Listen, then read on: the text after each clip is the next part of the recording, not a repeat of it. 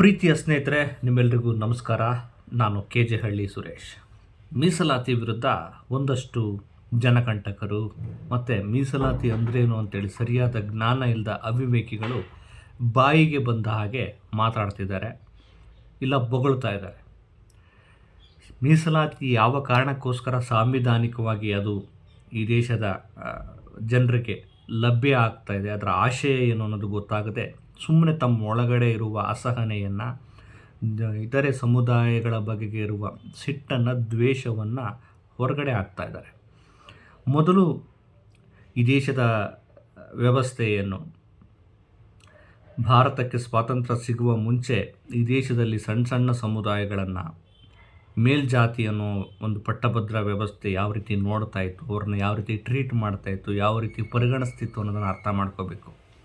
ಆನಂತರ ಈ ಕೆಟ್ಟ ವ್ಯವಸ್ಥೆಗೆ, ಈ ವರ್ಣ ವ್ಯವಸ್ಥೆಗೆ, ಈ ಜಾತೀಯತೆಯ ವ್ಯವಸ್ಥೆಗೆ ಒಂದು ದೊಡ್ಡ ಹೊಡೆತ ಕೊಟ್ಟಿದ್ದು ಯಾವುದು ಅಂದರೆ ಭಾರತದ ಸಂವಿಧಾನ.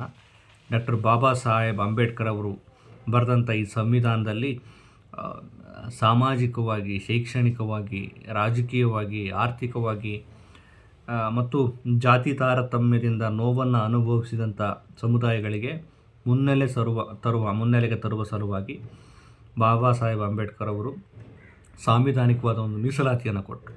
ಇದರ ಪರಿವೇ, ಇದರ ಜ್ಞಾನವೇ ಇಲ್ಲದೆ ಸುಮ್ಮನೆ ಮೀಸಲಾತಿ ಬಗ್ಗೆ ಹುಚ್ಚುಚ್ಚಾಗಿ ಮಾತಾಡುವಂಥ ಹುಚ್ಚರ ಸಂಖ್ಯೆ ಜಾಸ್ತಿ ಇದೆ ನಮ್ಮ ರಾಜ್ಯದಲ್ಲಿ ಮತ್ತು ದೇಶದಲ್ಲಿ. ಈಗ ನೋಡಿ, ಪಬ್ಲಿಕ್ ಟಿವಿಯ ಆ್ಯಂಕರ್ ಅರುಣ್ ಬಡಿಗೇರ ಅಂದರೆ ಒಂದು ಸಮುದಾಯವನ್ನು ಸೂಚಿಸುವಂಥ ಒಂದು ಹೆಸರು ಅಂತ ನಾನು ಭಾವಿಸ್ತೀನಿ. ಬಹುಶಃ ಅವರು ಹಿಂದುಳಿದ ವರ್ಗಗಳಿಗೆ ಸೇರ್ತಾರೆ. ಒಬ್ಬ ಆ್ಯಂಕರ್ ಆಗಿ, ಮೇನ್ ಸ್ಟ್ರೀಮಲ್ಲಿ ಕೆಲಸ ಮಾಡುವಂಥ ಆ್ಯಂಕರ್ ಆಗಿ ನಾನು ಆಡುವ ಮಾತು ಎಷ್ಟು ಜಿನಿಯನ್ ಆಗಿದೆ, ಎಷ್ಟು ವಾಸ್ತವವನ್ನು ಒಳಗೊಂಡಿದೆ, ನಾನು ಈ ರೀತಿ ಮಾತಾಡಿದ್ರೆ ಸಮಾಜದಲ್ಲಿ ಯಾವ ರೀತಿ ಪರಿಣಾಮ ಬೀರುತ್ತೆ, ನನಗೆ ಯಾವ ರೀತಿ ತೊಂದರೆ ಆಗುತ್ತೆ ಅನ್ನುವಂಥ ವಿವೇಕ ಇಲ್ಲದೆ ಈ ಅರುಣ್ ಬಡಿಗೇರ ಮಾತಾಡಿದ್ದಾರೆ. ಅವ್ರು ಹೇಳ್ತಾರೆ 35%, 45% ಪಡೆದವರೆಲ್ಲ ಶಿಕ್ಷಕರಾಗ್ತಾರೆ, ಮೆಡಿಕಲ್ ಸೀಟ್ ಪಡಿತಾರೆ ಅಂತ. ಎಲ್ಲಿ ಪಡ್ಕೊಂಡಿದ್ದಾರೆ ತೋರಿಸ್ರಪ್ಪ. ಸುಮ್ಮನೆ ಬಾಯಿಗೆ ಬಂದಂಗೆಲ್ಲ ಮಾತಾಡೋದಲ್ಲ. ಎಲ್ಲಿ ತಗೊಂಡಿದ್ದಾರೆ? 35% ತಗೊಂಡ್ಬಿಟ್ರೆ ಕೊಟ್ಬಿಡ್ತಾರ, ಮೆಡಿಕಲ್ ಸೀಟ್ ಸಿಕ್ಬಿಡುತ್ತಾ? ಮಾತಾಡೋದಕ್ಕೂ ಒಂದು ಅಥೆಂಟಿಕ್ ಆಗಿರಬೇಕಲ್ವ. ಒಂದು ಸ್ಟ್ಯಾಟಿಸ್ಟಿಕ್ಸ್ ಒಂದು ಅಂಕಿಅಂಶಗಳನ್ನು ಪಡ್ಕೊಂಡು ಅಥವಾ ಒಂದು ದಾಖಲೆ ಪಡ್ಕೊಂಡು ನೀವು ಮಾತಾಡಬೇಕಲ್ವ. ಸುಮ್ಮನೆ ಏನೋ ಯಾವುದೋ ಒಂದು ಒಟ್ರಾಶಿಯಾಗಿ ಮಾತಾಡಿಬಿಟ್ರೆ ಆಯಿತಾ? ಒಂದು ನಿಖರತೆ ಬೇಡವಾ, ಒಂದು ಪ್ರಖರತೆ ಬೇಡವಾ? ಆಮೇಲೆ ಹಿಂದುಳಿದ ವರ್ಗಗಳಿಗೆ ಸೇರುವ ಅಂತ ನಾನು ಭಾವಿಸಿದ್ದೀನಿ. ಅರುಣ್ ಬಡಿಗೇರು ಒಂದು ಅರ್ಥ ಮಾಡ್ಕೋಬೇಕು. ಮನುವಾದಿಗಳ ಕುತಂತ್ರ ಏನು ಅಂದರೆ, ಯಾರು ಮೀಸಲಾತಿಯನ್ನು ಪಡೆದುಕೊಳ್ತಿದ್ದಾರೆ ಅಂದರೆ, ಮೀಸಲಾತಿ ಯಾಕೆ ಕೊಡ್ತಿದ್ದಾರೆ ಅಂದರೆ ಅವರು ಸಾಮಾಜಿಕವಾಗಿ ಅನ್ಯಾಯ ಆಗಿದೆ ಅನ್ನೋ ಕಾರಣಕ್ಕೋಸ್ಕರ ಅವ್ರನ್ನ ಎತ್ತಿ ಕಟ್ಟಿ ಅದರ ವಿರುದ್ಧ ಅವರೇ ಮಾತನಾಡೋ ಹಾಗೆ ಮಾತಾಡೋದು ಅವರ ಬುದ್ಧಿವಂತಿಕೆ. ಅವ್ರು ಮಾತಾಡಲ್ಲ. ಮಾತನಾಡುವ ಸಮುದಾಯ ಅಂದರೆ ಯಾರು ರಿಸರ್ವೇಷನ್ ಬಗ್ಗೆ ಜ್ಞಾನ ಇರುತ್ತೆ, ರಿಸರ್ವೇಷನ್ ಯಾರು ಪಡ್ಕೊಳ್ತಾರೆ, ಈಗ ಎಲ್ಲರೂ ಪಡ್ಕೊಳ್ತಿದ್ದಾರೆ ಅಂದರೆ ಜನರ ಹತ್ರ ಮಾತನಾಡೋ ರೀತಿಯಲ್ಲಿ ಇವರು ವಿಷ ಬೀಜ ಬಿತ್ತುತ್ತಾರೆ. ಇದು ಅರುಣ್ ಬಡಿಗೇರ್ಗೆ ಗೊತ್ತಿದೆಯೋ ಗೊತ್ತಿಲ್ವೋ? ಆಮೇಲೆ ಇವತ್ತು ರಿಸರ್ವೇಷನನ್ನು ಪಡೆದುಕೊಳ್ಳದೇ ಇರುವ ಸಮುದಾಯ ಯಾವುದಾದ್ರು ಒಂದು ಇದೆಯಾ? ಇವತ್ತು ಬ್ರಾಹ್ಮಣರಿಗೂ ಮೀಸಲಾತಿ ಸಿಗ್ತಾಯಿದೆ, ಜೈನರಿಗೂ ಮೀಸಲಾತಿ ಸಿಗ್ತಾಯಿದೆ. ಎಲ್ಲ ಸಮಾಜದಲ್ಲಿರುವ ಪ್ರತಿಯೊಂದು ಜಾತಿಯೂ ಕೂಡ ಇವತ್ತು ರಿಸರ್ವೇಷನ್ನ ಪಡೆದುಕೊಳ್ತಾ ಇದೆ. ಮತ್ತೇನು ಸಮಸ್ಯೆ? ಹಂಗೆ ನೋಡಿದ್ರೆ EWS ಇದೆಯಲ್ಲ, ಎಕನಾಮಿಕಲಿ ವೀಕರ್ ಸೆಕ್ಷನ್ ಅಂತ, ಬಡತನ ಆಧಾರಿತ ನೆಲೆಯಲ್ಲಿ ಮೀಸಲಾತಿ ಕೊಟ್ಟರಲ್ಲ, ಅದು ಸಂವಿಧಾನಕ್ಕೆ ವಿರುದ್ಧವಾದಂಥ ಒಂದು ಮೀಸಲಾತಿ. ಆದರೆ ಮೋದಿ ಸರ್ಕಾರ ಸಂವಿಧಾನದ ಆಶಯಗಳನ್ನು ಗಾಳಿಗೆ ತೂರಿ ಆ ಮೀಸಲಾತಿಯನ್ನು ಕೊಡ್ತು. ಇವತ್ತಿಗೂ ಅದ್ರ ಬಗ್ಗೆ ತಕರಾರು, ಹೋರಾಟಗಳಿವೆ. ಕೇವಲ 3%, 4% ಇರುವಂಥ ಸಮುದಾಯಕ್ಕೆ 10% ಮೀಸಲಾತಿ ಕೊಟ್ಟರಲ್ಲ, ಇದು ಅನ್ಯಾಯ ಅಲ್ವಾ?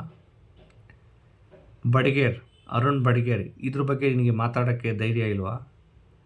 ಆಮೇಲೆ ಇವತ್ತೇನು ಎಸ್ ಸಿ ಎಸ್ ಟಿ ಸಮುದಾಯಗಳಿಗೆ ಮಾತ್ರ ಮೀಸಲಾತಿ ಕೊಡ್ತಾ ಇದ್ದಾರೆ ಅಂತ ಹೇಳ್ತಿದ್ದಾರಲ್ಲ, ಅವ್ರಿಗೆ ಎಷ್ಟು ಪರ್ಸೆಂಟ್ ಕೊಡ್ತಾ ಇದ್ದಾರೆ?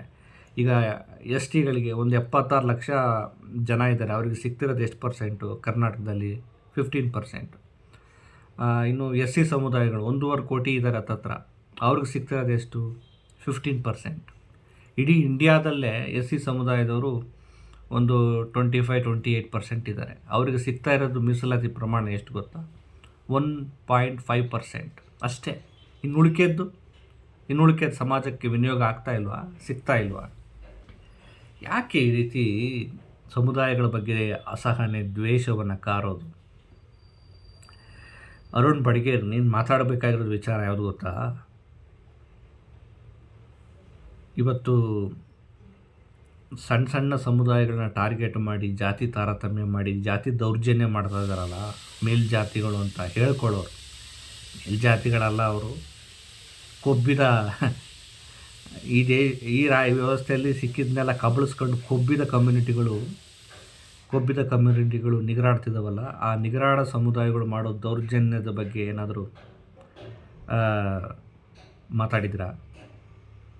ಯಾರೋ ಒಬ್ಬ ವ್ಯಕ್ತಿ ದೇವಸ್ಥಾನಕ್ಕೆ ಪ್ರವೇಶ ಕೊಟ್ಟರೆ ಅವನ ಜಾತಿ ನೋಡ್ತಾರಲ್ಲ, ಆ ಜಾತಿ ನೋಡಿ ದಂಡ ಹಾಕ್ತಾರಲ್ಲ, ಏನೋ ಮೈಲಿಗೆ ಆಯಿತು ಅಂತ, ಅದ್ರ ಬಗ್ಗೆ ಮಾತಾಡೋ ಧೈರ್ಯ ಇದೆಯಾ? ಈ ಜಾತೀಯತೆನ ತೆಗಿರಿ. ಯಾರೋ ಅಂತರ್ಜಾತೀಯ ವಿವಾಹ ಆದ ತಕ್ಷಣ ಅವ್ರ ಮೇಲೆ ಮರ್ಯಾದಾ ಹತ್ಯೆ ಅಂತ ಮಾಡ್ತಾರಲ್ಲ, ಅದ್ರ ಬಗ್ಗೆ ಮಾತಾಡೋ ಧೈರ್ಯ ಇದೆಯಾ? ಅದನ್ನು ನಿಲ್ಲಿಸೋಷ್ಟು ಸಾಮರ್ಥ್ಯ ಇದೆಯಾ?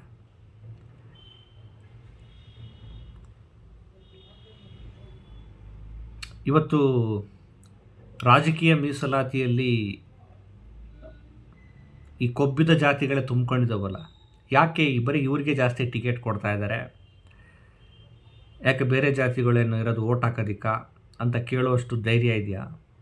ಅರುಣ್ ಬಡಿಗೇರ್ ಅವರೇ, ಕೇಳಬೇಕಲ್ವ?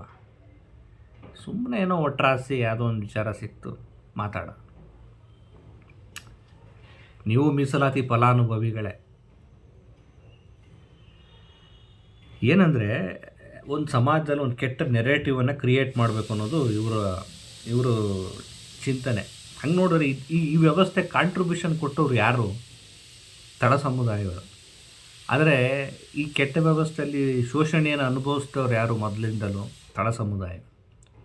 ನೋಡ್ರಿ, ಕುಂಬಾರ ಅವನ ಕಾಂಟ್ರಿಬ್ಯೂಷನ್ ಇದೆ,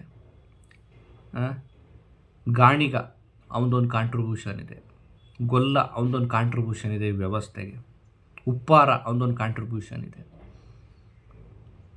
ಕುರುಬ ಅವನದೊಂದು ಕಾಂಟ್ರಿಬ್ಯೂಷನ್ ಇದೆ.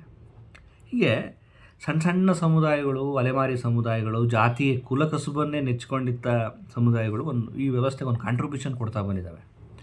ಬರೀ ಬುದ್ಧಿ, ನಾವು ಶ್ರೇಷ್ಠರು, ನಾವು ಜ್ಞಾನಿಗಳು, ಯಾವ ಜ್ಞಾನಿಗಳು ಮಣ್ಣು ಮಸಿ ಅಂತ ಹೇಳ್ಕೊಂಡು ಈ ವ್ಯವಸ್ಥೆಗೆ ಈ ಜಾತಿ ಶ್ರೇಷ್ಠತೆಯ ವ್ಯಸನಿಗಳು ಕೊಟ್ಟಿರುವ ಕೊಡುಗೆ ಏನು ಕೊಟ್ಟಿದ್ದಾರೆ? ಏನು ಕೊಟ್ಟಿಲ್ಲ. ಬರೀ ನಮ್ಮನ್ನು ಹೆಂಗೆ ಆಳ್ವಿಕೆ ಮಾಡಬೇಕು, ನಮ್ಮನ್ನು ಹೆಂಗೆ ತುಳಿಬೇಕು, ಅವಕಾಶವನ್ನು ಹೆಂಗೆ ಕಬಳಿಸ್ಬೇಕು, ಶಿಕ್ಷಣವನ್ನು ಕೊಡದೆ ಹೆಂಗೆ ಇವ್ರನ್ನ ಅಜ್ಞಾನಿಗಳನ್ನಾಗಿ ಮಾಡಬೇಕು, ಈ ಥರದ ಕುತಂತ್ರದಲ್ಲೇ ಇಷ್ಟು ಬದುಕಿದ್ದಾರೆ ಇಷ್ಟು ವರ್ಷ. ಬಾಬಾ ಸಾಹೇಬ್ ಅಂಬೇಡ್ಕರ್ ಅವರು ಸಂವಿಧಾನ ಕೊಟ್ಟ ನಂತರ ಅದಕ್ಕೆ ಬ್ರೇಕ್ ಬಿತ್ತು. ಯಾಕೆ ಮನುವಾದಿಗಳಿಗೆ, ಕೋಮುವಾದಿಗಳಿಗೆ ಸಂವಿಧಾನ ಅಂದರೆ ಸಿಟ್ಟು, ಕೆಳಗೆ ಮೇಲೆ ಎಲ್ಲ ಯಾಕೆ ಉರಿತತೆ ಅಂತಂದರೆ, ಇವರು ಈ ಅಸಮಾನತೆಗಳಿಗೆ ಏಟು ಕೊಟ್ಟರಲ್ಲ, ಕೊಡಲಿ ಏಟು ಕೊಟ್ಬಿಟ್ರು. ಈ ಮನುವಾದಿಗಳಿಗೆ ಒಂದು ರೀತಿ ಭಸ್ಮಾಸುರಾಗಿ ಸುಟ್ಟಾಕ್ಬಿಟ್ರು, ಮನುಸ್ಮೃತಿಯನ್ನು ಸುಟ್ಟಾಕ್ಬಿಟ್ರು. ಯಾಕೆಂದರೆ ಇವ್ರದ್ದು ಪಾಳೆಗಾರಿಕೆ ನಿಂತೋಗ್ಬಿಡ್ತಲ್ಲ. ನಾವೇನು ಬೇಕಾದ್ರೂ ಮಾಡ್ಬೋದು, ನಾವು ಯಾರ ಮೇಲೆ ಬೇಕಾದ್ರೂ ದೌರ್ಜನ್ಯ ಮಾಡ್ಬೋದು, ಯಾರನ್ನು ಬೇಕಾದರೂ ನಾವು ಏನು ಬೇಕಾದ್ರೂ ಕಬಳಿಸ್ಬೋದು ಅಂತ ಇರ್ತಲ್ಲ. ಈಗ ಅಲ್ಲಿ ಕೂತಾನೆ ಅಪ್ಪ, ಯಾರು? ಸಂವಿಧಾನ ಅನ್ನೋ ಅಪ್ಪ ಕೂತಿದ್ದಾನೆ, ತಿಕ್ಕಕ್ಕೆ ಬಾರಿಸ್ತಾನೆ, ಬರೆ ಎಳಿತಾನೆ.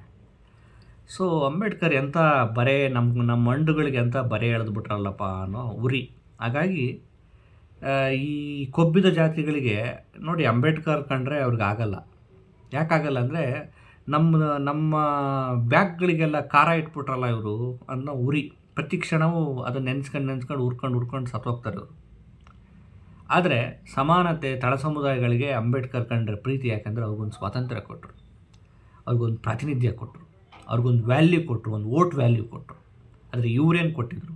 ಈ ಕೊಬ್ಬಿದವರು ಅವ್ರ ಮೇಲೆ ಶೋಷಣೆ, ದಬ್ಬಾಳಿಕೆ, ದೌರ್ಜನ್ಯ ಮಾಡ್ತಾಯಿದ್ರು. ಆಮೇಲೆ ಕಾಂಟ್ರಿಬ್ಯೂಷನ್ನು ಕೊಡ್ತಾ ಇರಲಿಲ್ಲ. ಸುಮ್ಮನೆ ಉಂಡಾಡಿ ಹಂಗೆ ಸುತ್ತಾರ್ಕೊಂಡು ಟೈಮ್ ಪಾಸ್ ಮಾಡ್ಕೊಂಡು ಮೈ ಬೆಳೆಸ್ಕೊಂಡು ಸಣ್ಣ ಸಣ್ಣ ಸಮುದಾಯಗಳ ಮೇಲೆ ದಬ್ಬಾಳಿಕೆ ಮಾಡ್ಕೊಂಡಿದ್ದು. ಈಗಲೂ ಕೂಡ ಯಾಕೆ ಅಂಬೇಡ್ಕರ್ ಬಗ್ಗೆ, ಸಂವಿಧಾನದ ಬಗ್ಗೆ ಇವ್ರಿಗೆ ಯಾಕೆ ಉರಿ ಅಂದರೆ, ಉರಿ ಅಂದರೆ, ನಾಟಿ ಭಾಷೆಯಲ್ಲಿ ಹೇಳೋದು ಅಂದರೆ, ನಮ್ಮ ಆಟೋಪಗಳಿಗೆ ಬ್ರೇಕ್ ಬಿತ್ತಲ್ಲ ಅಂತ. ಹಾಗಾಗಿ ಹೇಗಾದರೂ ಮಾಡಿ ಸಂವಿಧಾನ ಮೀಸಲಾತಿ ಅಂತೇಳಿ ಸಮಾಜದಲ್ಲಿ ಡಿಸ್ಟರ್ಬ್ ಮಾಡಬೇಕು. ಕೆಲವ್ರು ಹೇಳ್ತಾರಲ್ಲ ಅಜ್ಞಾನಿಗಳು, ನಾವು ಬಂದಿರೋದೇ ಸಂವಿಧಾನ ಚೇಂಜ್ ಮಾಡೋಕ್ಕೆ. ನಿಮ್ಮ ಅಪ್ಪ ಬಂದರೂ ಆಗಲ್ಲ, ಯಾರಪ್ಪ ಬಂದರೂ ಆಗಲ್ಲ, ಯಾರ ಕೈಲೂ ಆಗಲ್ಲ. ಯಾಕೆಂದರೆ ಅದೊಂದು ಸಮಾನತೆಯ ಆಶಯದಡಿ ಇರುವಂಥ ಒಂದು ಶಕ್ತಿ ಅದು ಭಾರತೀಯರಿಗೆ. ಸೊ ಅವಾಗವಾಗ ಈ ರೀತಿ ಅಜ್ಞಾನಿಗಳು ಮೀಡಿಯಾಗಳ ಮುಂದೆ ಕೂತ್ಕೊಂಡು ಇನ್ನೆಲ್ಲೆಲ್ಲ ಕೂತ್ಕೊಂಡು ಮಾತಾಡ್ತಾರೆ. ಆದರೆ ಇವ್ರಿಗೆ ಅರ್ಥ ಆಗ್ತಿಲ್ಲ, ನಾವೆಂಥ ಟ್ರಾಪ್ಗೊಳಗಾಗಿದ್ದೀವಿ, ನಮ್ಮನ್ನೇ ಮಾತಾಡಿಸ್ತಾರೆ ಇವರು ಅನ್ನೋ ವಿವೇಕ ಇವ್ರಿಗೂ ಇಲ್ಲ. ಸೊ ಜ್ಞಾನ ಅನ್ನೋದು ಬರೀ ಏನೋ ಒಂದು ಉರುವಲು ಹೊಡ್ಕೊಂಡು ವಾಂತಿ ಮಾಡೋದಲ್ಲ. ಜ್ಞಾನ ಅನ್ನೋದು ಅದೊಂದು ಕೌಶಲ್ಯ, ಅದೊಂದು ಪ್ರಜ್ಞೆ. ಒಬ್ಬ ಕುಂಬಾರ ಒಂದು ಮಡಿಕೆ ಮಾಡ್ತಾನೆ ಅಂದರೆ ಅದೊಂದು ದೊಡ್ಡ ಕೌಶಲ್ಯ. ಅದು ಒಬ್ಬ IAS ಅಧಿಕಾರಿ ಒಂದು ಮಡಿಕೆ ಮಾಡೋಕ್ಕೆ ಹೇಳಿ ಸಾಧ್ಯ ಆಗಲ್ಲ. ಆದರೆ ದ್ವಾರಕನಾಥ್ ಅವ್ರು ಹೇಳ್ತಾಯಿದ್ರು, ಆದರೆ ಒಬ್ಬ ಕುಂಬಾರನಿಗೆ ಅವನಿಗೆ ವಿದ್ಯೆ ಬರೆದಿದ್ರು ನಾನು ಒಂದು ತಿಂಗಳಲ್ಲಿ ಅವನಿಗೆ ಓದೋಕ್ಕೆ ಬರೆಯೋಕ್ಕೆ ಹೇಳ್ಕೊಡ್ತೀನಿ, ಒಬ್ಬ IAS ಅಧಿಕಾರಿ ಬಂದು ಒಂದು ಮಡಿಕೆ ಮಾಡಲಿ ನೋಡೋಣ ಅಂತ. ಅಂದರೆ ಈ ತಾರತಮ್ಯಗಳನ್ನ ಮಾಡ್ತಾರೆ. ಈ ಕುಲ ಕಸುಬನ್ನು ನೆಚ್ಚಿಕೊಂಡ ಸಮುದಾಯಗಳ ಸ್ಕಿಲ್ಲನ್ನು, ಇವ್ರದ್ದು ಸ್ಕಿಲ್ಲೇ ಅಲ್ಲ, ಇವ್ರದ್ದು ಜ್ಞಾನವೇ ಅಲ್ಲ, ನಮ್ಮದು ಮಾತ್ರ ಜ್ಞಾನ, ನಾವು ಮಂತ್ರಗಳನ್ನು ಹೇಳಿದ್ರೆ ಮಾತ್ರ ಜ್ಞಾನ, ನಾವು ಮಠಗಳನ್ನ ಇಟ್ಕೊಂಡ್ರೆ ನಮ್ಮದೇ ಒಂದು ಶ್ರೇಷ್ಠತೆ, ಅದೆಲ್ಲ ಅಲ್ಲ. ಸಮಾಜಕ್ಕೆ ಪೂರಕವಾಗಿ ಯಾರು ಬದುಕ್ತಾರೆ, ಯಾರು ಬದುಕಿದ್ದಾರೆ ಮತ್ತು ಆ ತಮ್ಮ ಜ್ಞಾನವನ್ನು ವ್ಯವಸ್ಥೆಗೆ ಯಾರು ಬಳಕೆ ಮಾಡಿದ್ದಾರೆ ಅವರೆಲ್ಲರೂ ಕೂಡ ಕೊಡುಗೆ ಇದೆ. ಹಾಗಾಗಿ ಇದಿರುತ್ತೆ. ಅವಾಗವಾಗ ಈ ಉರಿತಗಳು, ಕೆರೆತಗಳು ಆಗಾದಾಗ ರಿಸರ್ವೇಷನ್ ಹಠಾವು, ಆಮೇಲೆ ಅಂಬೇಡ್ಕರ್ ಬಗ್ಗೆ ಸಿಟ್ಟು ಮಾಡ್ಕೊಳ್ಳೋದು, ಸಂವಿಧಾನ ಬದಲಾವಣೆ ಮಾಡ್ತೀವಿ ಅನ್ನೋದು ಅಂದರೆ ಪಾಪ ಅವ್ರಿಗೆ ಒಳಗಡೆ ಒಂದು ಸ್ವಲ್ಪ ಖಾರ ಕಲಿಸಿದಾಗ ಬ್ಯಾಕಲ್ಲಿ ಉರ್ಕೊಂಡಾಗ ಈ ರೀತಿ ಮಾತಾಡ್ತಾರೆ. ಅದ್ರ ಬಗ್ಗೆ ಅತಿ ಹೆಚ್ಚು ತಲೆ ಕೆಡಿಸ್ಕೊಳ್ಳೋ ಅಗತ್ಯ ಇಲ್ಲ. ಬದಲಾವಣೆ ಆದರೆ ಅದು ಅವರ ಒಳ್ಳೆಯ ಗುಣ, ಬದಲಾವಣೆ ಆಗಲಿಲ್ಲ ಅಂದರೆ ಅದು ತನ್ನ ಕಿಚ್ಚು ತನ್ನ ಸುಡುವುದಲ್ಲದೆ ನೆರೆಮನೆ ಸುಡುತ್ತಾ, ಅವ್ರ ದೇಹವನ್ನೇ ಸುಡುತ್ತೆ. ಅಷ್ಟು ತಲೆ ಕೆಡಿಸ್ಕೊಳ್ಳೋ ಅಗತ್ಯ ಇಲ್ಲ. ಗೋ ಹೆಡ್. ಆದರೆ ಈ ಪ್ರಜ್ಞೆ, ಈ ವಿವೇಕ ನಮ್ಮ ಹಿಂದುಳಿದ ವರ್ಗಗಳಿಗೆ, ಅಲ್ಪಸಂಖ್ಯಾತ ಹುಡುಗರಿಗೆ, ಬೇರೆ ಬೇರೆ ಕಾಯಕ ಸಮುದಾಯದ ಹುಡುಗರಿಗೆ ಈ ರಿಸರ್ವೇಷನ್ ಅಂದರೆ ಏನು, ಯಾಕೆ ತಂದಿದ್ದಾರೆ, ಇದರ ಆಶಯ ಏನು, ಯಾಕೆ ರಿಸರ್ವೇಷನ್ ಇಂಪಾರ್ಟೆಂಟ್ ಆಯಿತು, ಅದೊಂದು ಬಡತನ ನಿರ್ಮೂಲನೆ ಕಾರ್ಯಕ್ರಮ ಅಲ್ಲ, ಅದೊಂದು ಪ್ರಾತಿನಿಧ್ಯದ ಒಂದು ಸಾಂವಿಧಾನಿಕವಾದ ಒಂದು ಅವಕಾಶ. ಯಾಕೆ SC/ST ಸಮುದಾಯಗಳಿಗೆ ರಿಸರ್ವೇಷನ್ ಸಾಂವಿಧಾನಿಕವಾಗಿ ಸಿಕ್ತು, ಅದು ಕಾರಣ ಏನು, ಆ ಸಮುದಾಯಗಳಿಗಾದ ಪರಂಪರಾಗತವಾಗಿ ನಡೆದು ಬಂದ ದೌರ್ಜನ್ಯ, ಶೋಷಣೆಗಳೇನು ಅನ್ನೋದನ್ನು ಅರ್ಥ ಮಾಡಿಕೊಂಡಾಗ ಈ ಜೋಂಬಿಗಳು ಮಾಡುವ ಈ ರೀತಿ ಅವಾಗವಾಗ ಉರಿತಗಳು, ಕೆರೆತಗಳು ನಿಮಗೆ ಅರ್ಥ ಆಗುತ್ತಿಲ್ಲ. ಅಂದರೆ ನಮ್ಮ ಈ ತಳ ಸಮುದಾಯದ ಹುಡುಗರುಗಳಿಗೆ ಅವ್ರು ಹೇಳೋದೇ ಸತ್ಯ ಅಂತ ಅಂದ್ಕೊಂಡ್ಬಿಡ್ತಾರೆ.